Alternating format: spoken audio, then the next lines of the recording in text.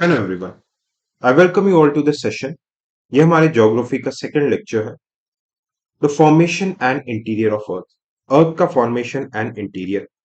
तो आप इस एनिमेशन को जो देख रहे हैं, you are seeing this animation. इस एनिमेशन में you will get to see कि अर्थ के अंदर, ओके, अर्थ के अंदर हमें पता चलता है क्रस्ट है, मैंटल है, कोर। ये हमें पता तो रहता है, बट कैसे पता रहता है, how do we come to know, इसके बारे में हमें किसी ने नहीं बताया। तो अर्थ के इंटीरियर को पता करने के बेसिकली दो सोर्सेस होते हैं। एक आपका हो गया डायरेक्ट सोर्स और दूसरा आपका हो गया indirect source. Direct and indirect sources, ठीक है। अब इसको और बेहतर तरीके से अगर हमें समझना है, so first we need to understand earth के दो प्रोसेस होते हैं, दो फोर्सेस होते हैं। कौन कौन से फोर्सेस होते हैं? सबसे पहला आपका हो गया endogenic forces. As the name suggest, endo मतलब अर्थ के इंटीरियर से, from the interior of earth. For example, suppose this is the surface, ये आपको वॉल्केनिज्म दिख रहा हो। अर्थ के इंटीरियर से जो लावा बाहर निकल के in the form of volcanoes बाहर आ रहा है, it is the endogenic forces, isn't it? Earth के इंटीरियर से एनर्जी रिलीज हो रही है, अर्थ को आ रहा है, it is the endogenic forces. But सवाल ये आता है कि ये फोर्सेस आते क्यों एंड कैसे हैं? अर्थ के इंटीरियर में फोर्सेस का सबसे बड़ा रीजन ये है, सबसे पहला रेडियो एक्टिविटी।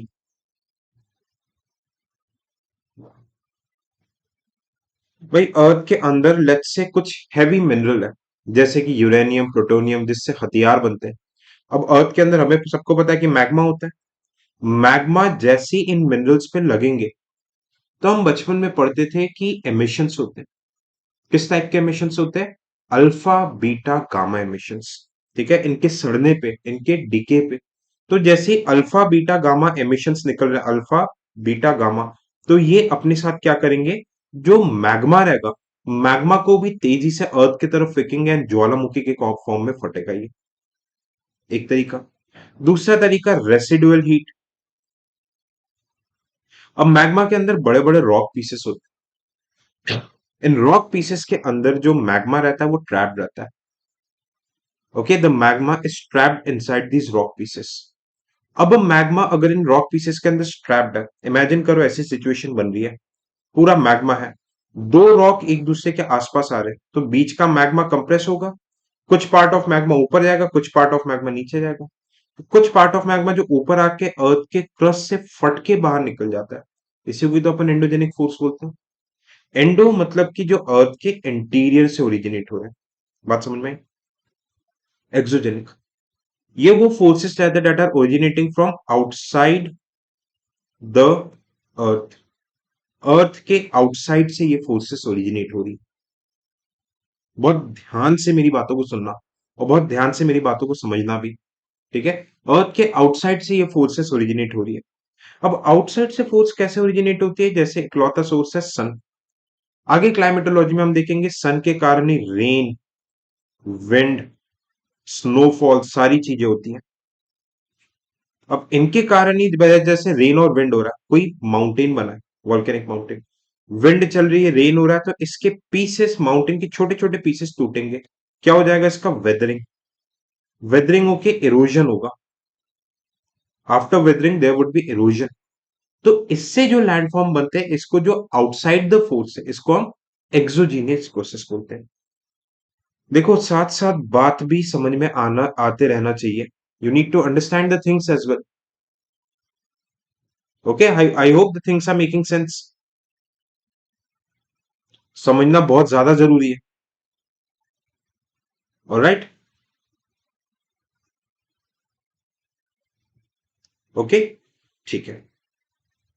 तो ये हो गया एंडोजेनिक एंड एक्सोजेनिक फोर्सेस। इसको अगर मैं और फर्दर क्लासिफाई करूं, तो आपके जो एंडोजेनिक फोर्सेस होते हैं, okay, when you will see this endogenic forces,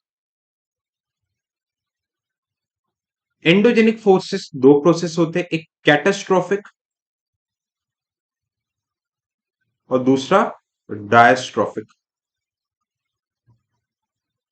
भाई डायस्ट्रोफिक प्रोसेस से क्या होता है, आपके first and second order relief features बनते हैं, ठीक है। जैसे कि इसमें होता है ओरोजेनी, डायस्ट्रॉपिक का मतलब ही होता है स्लो प्रोसेस। और एक एपिरोजेनी।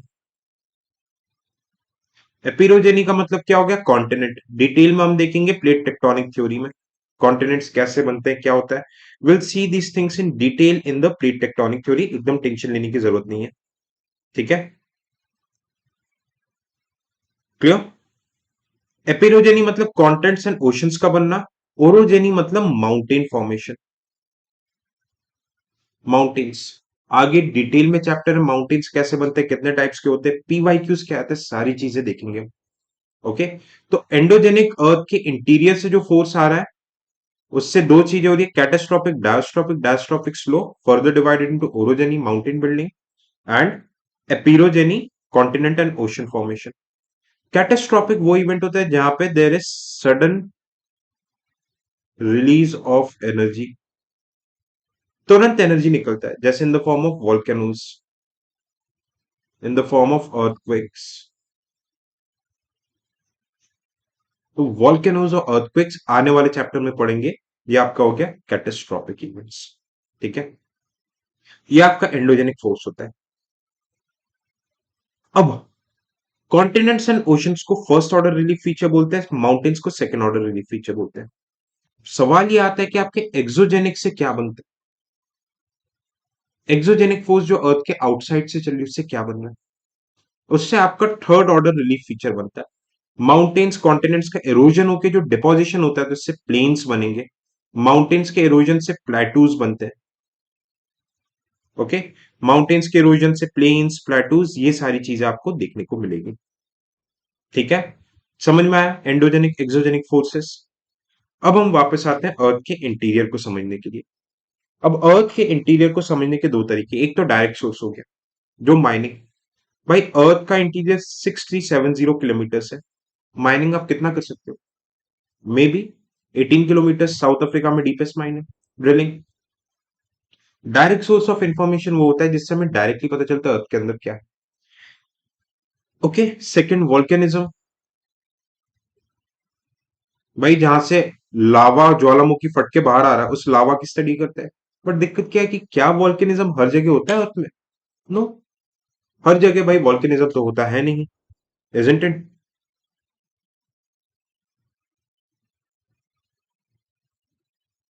Alright, I hope it's clear.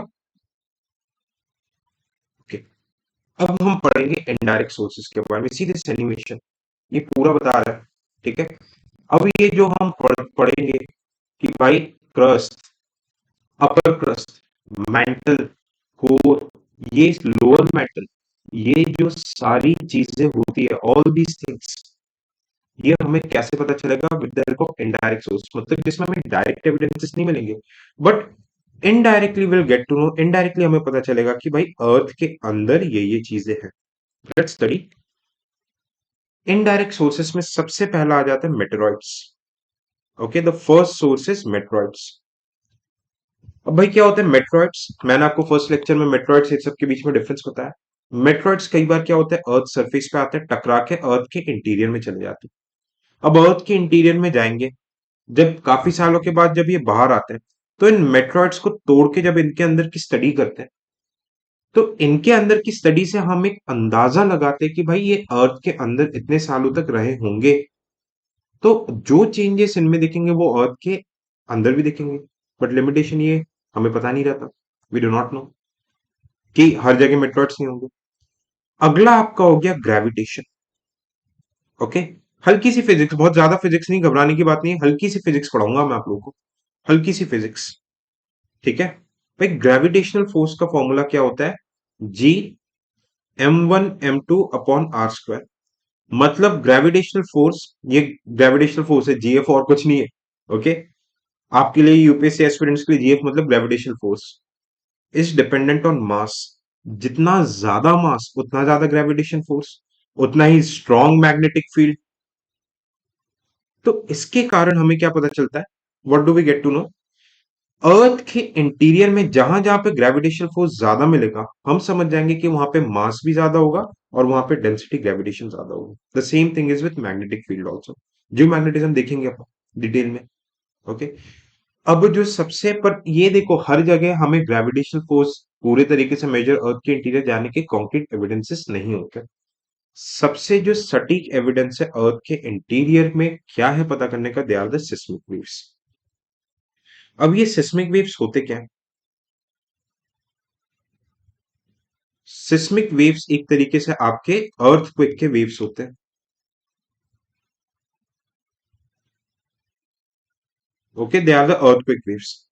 क्या होता है, अर्थ के इंटीरियर से जहां से सिस्मिक वेव्स ओरिजिनेट होते हैं उसको हम बोलते हैं फोकस या फिर हाइपोसेंटर। वेव्स ऊपर गई, जैसी वेव्स ऊपर गई जिस पार्ट पे सरफेस पे आते हैं, ये देखो सरफेस के अंदर से जहां से ओरिजिनेट हो रहा है उसको हम फोकस हाइपोसेंटर बोलेंगे, जिस पार्ट पे आए उसको हम एपी सेंटर बोलते हैं, we call it as epicentre. अब यहां से ये पैरेलल मूव करना स्टार्ट करती है, ओके, और अर्थ को शेक करती है। अब समझना ध्यान से, जहां से अर्थ के इंटीरियर से जो ये वेव्स निकल रही है 100 200 300 किलोमीटर जहां से भी, वहां पे हम इनको क्या बोलते हैं, बॉडी वेव्स, एस, ठीक है, एंड पी वेव्स आगे पढ़ेंगे, सेकेंडरी प्राइमरी वेव्स। और जैसे ये एपिसेंटर से हॉरिजॉन्टल सरफेस पे चलती है हम इन्हें बोलते हैं सरफेस वेव्स। दो टाइप की होती है सरफेस वेव्स, एक आपकी रेलिक वेव्स और दूसरी आपकी, पहली रेलिक वेव्स होगी और दूसरी आपकी लव वेव्स। इन सब के बारे में पढ़ेंगे अभी, ठीक है। अब ये देखो बॉडी वेव्स, ऑलराइट, इसको समझते हैं। Body waves, P wave S wave होती है, surface wave love and relic. ये देखो बॉडी वेव में सबसे पहले अपन प्राइमरी वेव समझेंगे। इसको देखो, ऐसा नहीं लग रहा स्प्रिंग चल रहा है ना? ये आपकी वेव कैसे चलती है, लॉन्गिट्यूडनल वेव जैसे, जैसे ए टू बी अगर वेव जाना है तो इसमें जो पार्टिकल्स है they are vibrating parallel to the direction of propagation of wave. इसमें एयर के पार्टिकल्स पैरेलल वाइब्रेट कर रहे हैं to the direction of propagation of wave. Primary नाम क्यों है, क्योंकि ये सरफेस पे सबसे पहले पहुंचती है, it is the fastest wave. ये देखो, ये देख लो सरफेस से सबसे पहले सरफेस पे it is reaching, it is the first one two reach the surface. क्यों, बात समझ में आ रहा है? ऑलराइट, ए टू बी ये चल रही है साउंड वेव की तरह। अब ये तीनों मीडियम में ट्रेवल करेगा, सॉलिड में, लिक्विड में, गैस। सबसे ज्यादा स्पीड सॉलिड में रहेगी, लिक्विड में रहेगी, गैस में। जहां पे ये पार्टिकल्स पास पास आ जा रहे हैं तो इसको हम बोलेंगे कंप्रेशन, और जहां ये पार्टिकल्स थोड़े दूर जा रहे हैं उसको हम बोलते हैं रेयर फ्रैक्शन। क्या यहां तक बात समझ में आई? ओके। दूसरी हो गई आपकी सेकेंडरी वेव। सेकेंडरी वेव वो वेव जो कि सरफेस पे थोड़ी सी लेट आती है, okay, that comes late to the surface. ये देखो साइन वेव की तरह ए टू बी वेव जा रहा है तो ये ऐसे परपेंडिकुलर चलती है, ओके, इट गोस परपेंडिकुलर। और ये ज्यादा डिस्ट्रक्टिव होते हैं, ये सरफेस को शेयर अपार्ट कर देते हैं, तोड़ देता है, ओके। ट्रांसवर्स होते हैं, ये सिर्फ और सिर्फ आपका सॉलिड और सेमी सॉलिड मीडियम पे चलता है। It can not travel in liquid और गैस, लिक्विड गैस में ये नहीं चल पाते हैं, याद रखना। बात समझ में आई? अब इसी तरीके से देखो 2023 का प्रीलिम्स का क्वेश्चन, सिस्मोग्राफ पे P wave are recorded earlier than S wave. Yes, बिल्कुल सही बात है, पी वेव पहले आते हैं एस वेव के। In P waves the individual particles vibrate to and fro, बिल्कुल सही। एंड एस वेव में राइट एंगल्स पे चलती है, बिल्कुल सही। दोनों ही सही ऑप्शन, 2023 का प्री का क्वेश्चन, ठीक है। अब सरफेस वेव जो हमने देखा था, सरफेस वेव जो देखा था, ये दो टाइप के होते हैं, एक लव वेव, ये देखो ये वाला सरफेस वेव है, okay, this is the surface wave. Just a minute, I just show you, एक सेकंड मुझे टाइम देना। या ये जो चल रहा है सरफेस पे, दिस, ये आपका सरफेस पे चल रहा है, इसको हम बोलेंगे सरफेस वेव। क्लियर? अब देखना, सरफेस वेव दो टाइप के होते हैं, एक लव वेव, ये it moves like a snake, side to side चल रहा है। और रेलिक वेव्स कैसा होता है, जैसे आप बॉल को टिप्पा करवाते हो क्रिकेट खेलने, ये कूद कूद के चलते, ये सबसे ज्यादा डिस्ट्रक्टिव होता है। ओके। अब अर्थक्वेक देखो, जहां जहां पे वॉल्केनिज्म होगा, माउंटेन बिल्डिंग होगा, जहां जहां पे एनर्जी रिलीज होगी, जहां जहां पे सुनामी होगी, वहां वहां पे अर्थक्वेक होगा। एक्चुअली अर्थक्वेक के कारण सुनामी होती है, सुनामी देखेंगे अभी अपन। ठीक है। अब अर्थक्वेक को मेजर करने के लिए, सुनना ध्यान से, अर्थक्वेक को मेजर करने के लिए दो, जनरली किस में मेजर किया जाता है? Seismograph. Earthquake waves are measured in the seismograph. बहुत ध्यान से सुनते जाना मेरी बातें। ओके। अब दो स्केल्स होते हैं, there are two scales. First आपका क्या हो गया? मर्सेली स्केल, जो आपका इंटेंसिटी बताता है। और दूसरा आपका हो गया, ये आपके रोमन नंबर्स में रहते हैं, 1 से लेके 12 तक। और दूसरा आपका क्या हो गया? Richter scale. ये आपका क्या बताता है? मैग्नीट्यूड।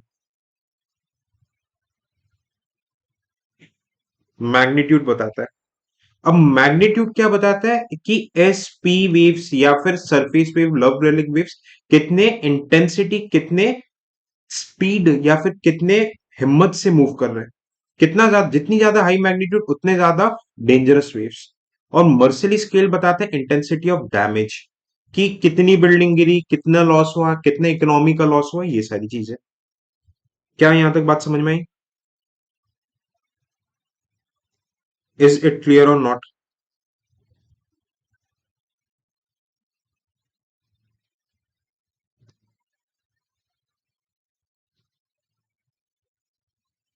क्लियर? ओके। और एक चीज याद रखना, जहां जहां पे प्लेट टेक्टोनिक्स में जहां जहां पे अर्थक्वेक आता है वहां सुनामी भी आता है। अब एस एन पी वेव की बारे में हम समझ गए, अब इसके मदद से हम समझेंगे अर्थ के इंटीरियर के बारे में। ओके। अब एक चीज मुझे बताओ, आप लोगों को याद है बचपन में हम एक एक्सपेरिमेंट करते थे? We use to do an experiment, glass lab experiment. Okay, refraction of light. Okay. Refraction of light, glass lab होता था। ग्लास लैब से ये लाइट की रेज आती थी। नॉर्मल होता था, जैसे ही मीडियम चेंज होता था ग्लास लैब में, वेलोसिटी भी कम हो जाती थी, डायरेक्शन भी चेंज हो जाता था। याद है? Velocity, direction change. सेम वही चीज करेंगे हम अर्थ में, P wave and S wave को छोड़ेंगे। तो just excuse me a minute, मैं थोड़ा सा पानी पी लूं।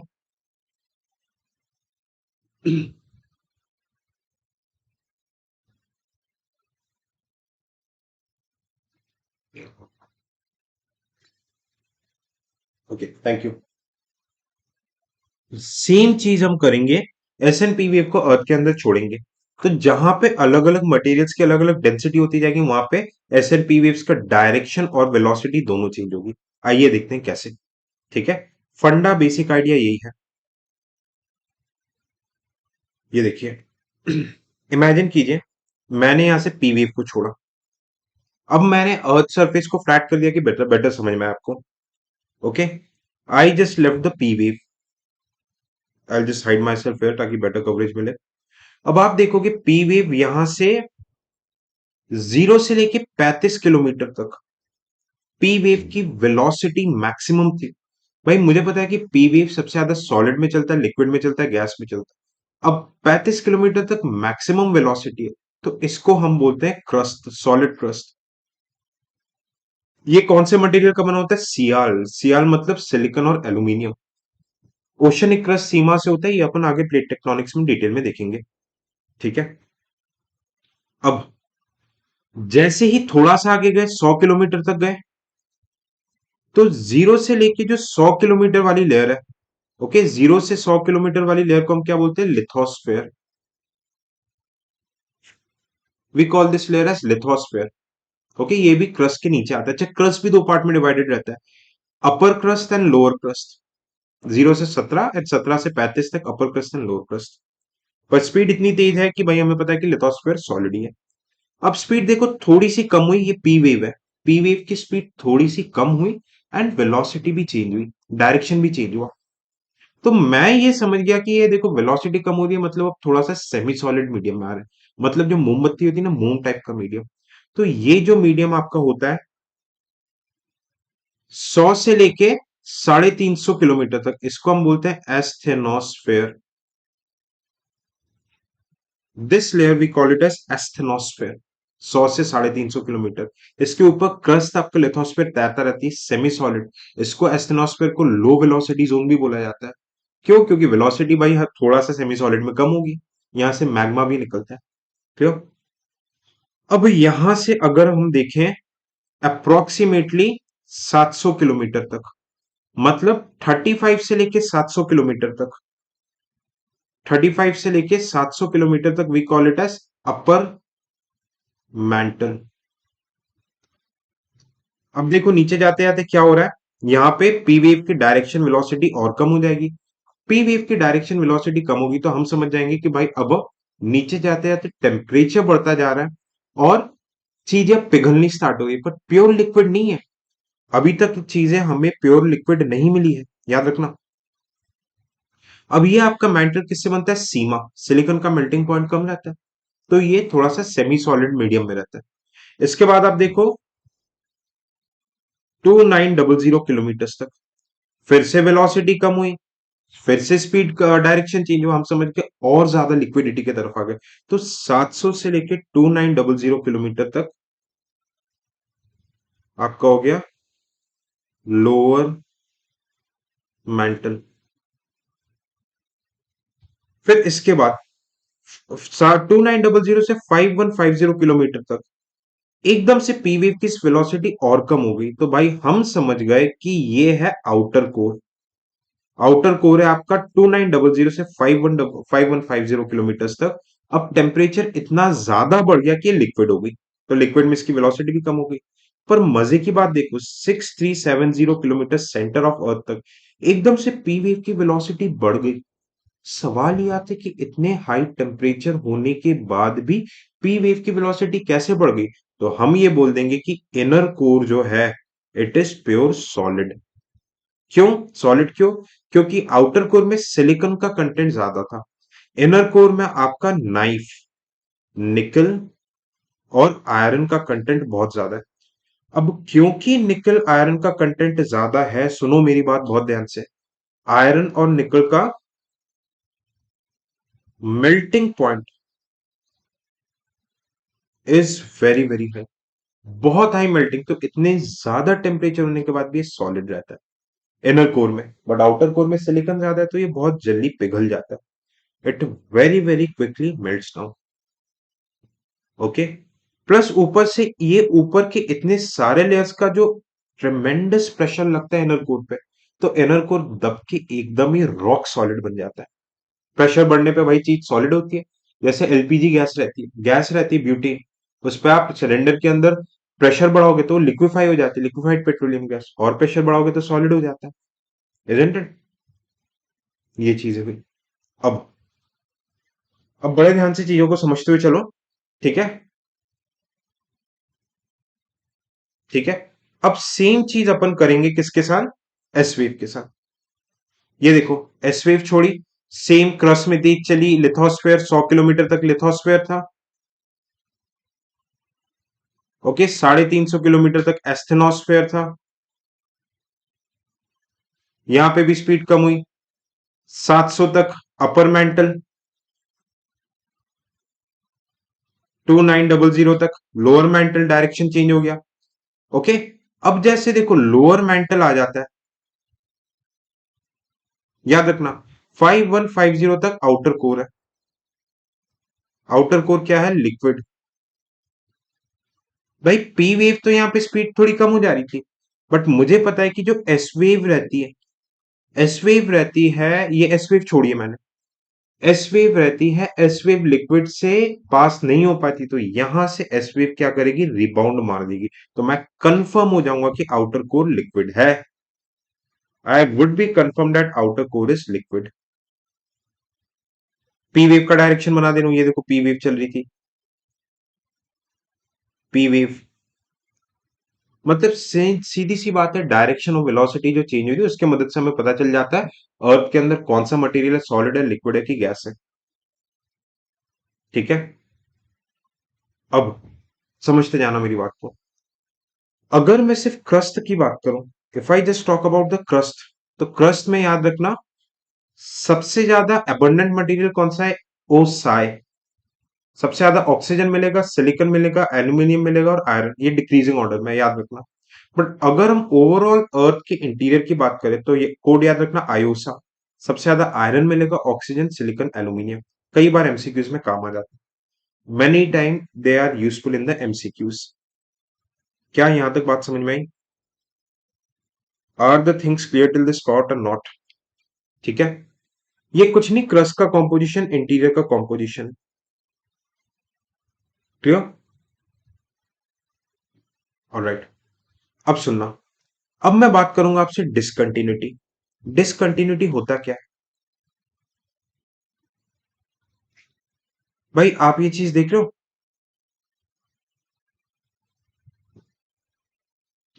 अर्थ में एक लेयर से दूसरे लेयर जब जा रहे हैं, एक लेयर से दूसरे लेयर जा रहे हैं, तो एस एंड पी वेव्स की जो डायरेक्शन चेंज हो रही है, ये जो डायरेक्शन चेंज करती है, इसको हम क्या बोलते हैं? डिसकंटिन्यूटी। अब डिफरेंट जोग्राफर्स ने इन डिसकंटिन्यूटीज को ढूंढा है, तो उनके नाम पे इन डिसकंटिन्यूटी के अलग अलग नाम है। ठीक है, अब ये देखो, मैं सामने आ जाता हूं, ज्यादा मिस कर रहे होगे आप लोग मुझे। ठीक है, अब ये जो डिसकंटिन्यूटीज हैं, ध्यान से सुनना, इन डिसकंटिन्यूटीज को ऐसे याद रखना मुश्किल है, बट अगर मैं आपको एक ट्रिक बता दूं तो आप बड़े आसानी से डिसकंटिन्यूटीज को याद रख पाओगे। तो आइए देखते हैं ट्रिक। ठीक है, ट्रिक का नाम है CMS Rabri ji Lalu. CMS Rabri ji Lalu. C stands for Conrad, M stands for Moho, S stands for Sanguitin, R stands for Repetti, G stands for Gutenberg और L stands for Lehmann. Okay, अब कोनार्ड, कोनार्ड आपका कहां मिलेगा? अपर एंड लोअर क्रस्ट में। Lithosphere और asthenos के boundary पे M से मोहो मिल जाएगा, ये जो डिसकंटिन्यूटीज जो डायरेक्शन चेंज हो रहे थे वेव्स के। ओके, बात समझ में आ रही है? एस्टेनोस्फेयर और अपर मैंटल के बीच में आपका एस मिल जाएगा, Sanguitin. Okay, upper mantle lower mantle के बीच में आर, रेपिटी। ये देखो रेपिटी, आर, सीएम सराबरी। लोअर मेंटल और आउटर कोर के बीच में ग्यूटेंसबर्ग, जी। और लालू जी से आउटर कोर इनर कोर के बीच में लेहमैन, लालू जी। अब देखो, मेंटल को मेसोस्फेयर भी बोलते हैं और कोर को बैरिस्फेयर भी बोलते हैं। क्या यहां तक बातें समझ में आई? बता दो जी, क्या यहां तक बातें समझ में आई? क्वेश्चंस भी मैं दिखाते हुए चल रहा हूं कैसे सवाल आते हैं। ठीक है, तो पूरा रिफ्रैक्शन जैसा फंड है उसका खेल है। अब हम बात करेंगे जी शैडो जोन। भाई शैडो जोन क्या होते हैं? उस रीजन जहां से वेव्स पास नहीं हो पाती। इमेजिन करो यहां से एस एस वेव को छोड़ा गया, पहले एस वेव के शैडो जोन की बात करूं। भाई आउटर कोर जो है वो लिक्विड है, लिक्विड से देखो एस वेव पास नहीं हो रही तो एस वेव निकल जा रही है। देख रहे हो, लिक्विड से एस वेव पास नहीं हो रही। तो ये वाला जो मैं गोला रीजन बना रहा हूं, ये रेड वाला रीजन, यहां पे एस वेव्स नहीं मिलती। अगर अपन स्ट्रेट लाइन खींचे 180 डिग्री, तो 0 डिग्री अगर अपन एंगल देखे तो 103 डिग्री तक ही इन रीजन पे एस वेव्स मिलती है। और इसके बियॉन्ड ये गोले वाले जो रेड आर्क वाला रीजन है, जहां पे एस वेव्स नहीं मिल रही, इसको हम बोलेंगे एस वेव का shadow zone. We call it as a shadow zone of the S wave. Clear? अब एपिसेंटर, ये देखो, पी वेव। पी वेव तो भाई आउटर कोर इनर कोर हर जगह जा रहा है। ये देखो पी वेव तो हर जगह घुस जाता है, क्योंकि सॉलिड लिक्विड गैस कहीं पे भी ट्रेवल कर लेगा। तो ये जो ऑरेंज रीजन 103 से 150 तक, जहां पे पी वेव नहीं मिलता है, सुनना बड़े ध्यान से, जहां पे P wave, you are not able to find the P waves, तो ये जो शेडेड वाला रीजन जो मैं बना रहा हूं, it is said to be shadow zone of P wave. क्यों नहीं मिलता ज्योग्राफी में, इसका आंसर फिलहाल नहीं है। तो अगर आपसे कोई पूछे शैडो जोन एस वेव का बड़ा है कि पी वेव का, तो सीधा आंसर हो जाएगा S wave. The shadow zone of S wave is greater than the shadow zone of P wave. तो आई होप फ्रेंड्स यहां तक चीजें आपको समझ में आई होगी। इसके पूरे notes lectures you will get it. ठीक है, तो दिस इज व्हाट वी, मतलब एक हमें अंदाजा मिलता है इंटीरियर ऑफ अर्थ के बारे में। ऑलराइट, 2018 का प्रीलिम्स का सवाल। ठीक है, the magnetic field has reversed. अब देखो अर्थ के मैग्नेटिक फील्ड, इसके बारे में थोड़ी सी चर्चा कर लेते हैं। Okay, let's talk about earth's magnetic fields. Earth के मैग्नेटिक फील्ड को we also call it as geo magnetism. Magnetic field of earth is said to be geomagnetism. भाई क्या होता है? अर्थ है, अर्थ के कोर स्पेशली आउटर कोर वाले region पे we have materials of nickel, iron. अब जैसे अर्थ का रोटेशन होता है, तो ये निकल आयरन के मटेरियल्स जिससे मैग्नेट बनता है, इस मैग्नेट का भी रोटेशन होता है, इन मैग्नेटिक मटेरियल का भी रोटेशन होता है। तो अब जैसे मैग्नेटिक मटेरियल्स रोटेट होते हैं, तो इससे इलेक्ट्रोमैग्नेटिक इलेक्ट्रिक फील्ड जनरेट होती है। अब ये जैसे इलेक्ट्रिक फील्ड्स, फिजिक्स का एक लॉ है इलेक्ट्रोमैग्नेटिक इंडक्शन, क्या होता है कि अगर आप मैग्नेटिक मटेरियल को तेजी से घुमाओगे, ठीक है, तो इलेक्ट्रिक फील्ड जनरेट होती है। अब जब ये इलेक्ट्रिक फील्ड दूसरे मैग्नेटिक मटेरियल जैसे कि दूसरे आयरन, निकल, कोबाल्ट से पास होती है, तो उसमें एक मैग्नेटिज्म आ जाता है। अब मैग्नेटिज्म आता है, आपने बार मैग्नेट देखा होगा। Bar magnet north south pole होता है, ठीक है, इस टाइप का कुछ रहता है बार मैग्नेट। बाहर में मैग्नेटिक लाइंस कहां से नॉर्थ टू साउथ जाती है, ओके, नॉर्थ टू साउथ जा रही है, और अर्थ के इंटीरियर में साउथ से नॉर्थ चल रही है। ओके, सेम अर्थ भी एक बार मैग्नेट की तरह एक्ट करता है। ये देखो, अर्थ के कोर में भाई आयरन निकल के मटेरियल रोटेट हो रहे हैं, तो ये इलेक्ट्रिक फील्ड जनरेट करेगा। अब ये इलेक्ट्रिक फील्ड जैसे ही दूसरे आयरन निकल के मटेरियल से या फिर दूसरे किसी भी मेटालिक मिनरल्स में जाएगी, मेटल से इलेक्ट्रिसिटी पास करोगे तो वो मैग्नेटिक फील्ड जनरेट करता है, और ये होती है अर्थ की मैग्नेटिक फील्ड। इस तरीके से इसको बोलते हैं, और अर्थ के इंटीरियर में चल रही है, इसको बोलते हैं अर्थ का जियोमैग्नेटिज्म।